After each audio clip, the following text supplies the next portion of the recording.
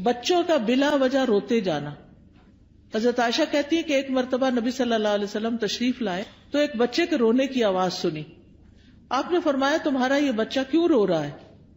کیا تم نے اس کو نظر بد کا دم نہیں کیا؟ کئی دفعہ ہوتا ہے نا، بچے نے کھایا پیا سویا آرام کیا سب کچھ کیا ہوتا ہے لیکن وہ چین ہی نہیں پکڑ رہا ہوتا. ماں بہلا بہلا کے آخر بازو کا دیکھا ہوگا ماں کو ایک دو لگاتی ہے اور بیڈ پہ ڈال دیتی ہے، چلو رو لو پھر جتنا رونا ہے. حالانکہ وہ بےچارہ کسی تکلیف میں مبتلا ہوتا ہے، اس وقت اس پہ سورۃ فاتحہ پڑھ کے دم کرنا چاہیے کیونکہ وہ ڈسٹرب ہوتا ہے. بعض بچے ہائپر ایکٹیو ہوتے ہیں، بے وجہ خواہ مخواہ میں ماں کو ٹیچرز کو سب کو تنگ کرتے رہتے ہیں. تو ایسے بچوں کا بھی علاج کرنا چاہیے، صرف دوا سے نہیں بلکہ دم وغیرہ سے بھی. اسی طرح بعض بچے کمزور ہو جاتے ہیں، یعنی بہت سوکھے اور بالکل ان کی ہیلتھ اچھی نہیں ہوتی.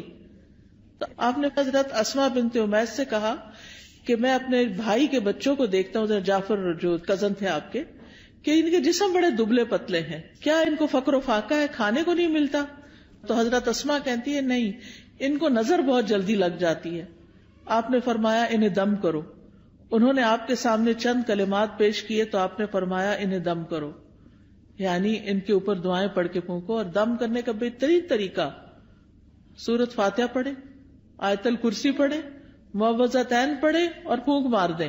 کسی راکی کے پاس جانے کی بھی ضرورت نہیں. ہر ماں کو طریقہ آنا چاہیے کہ کس طرح کرنا ہے.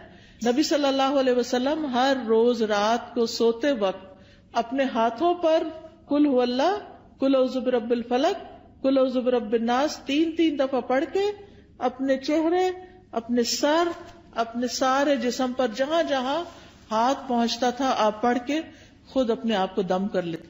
پوری زندگی کا آپ کا معمول تھا.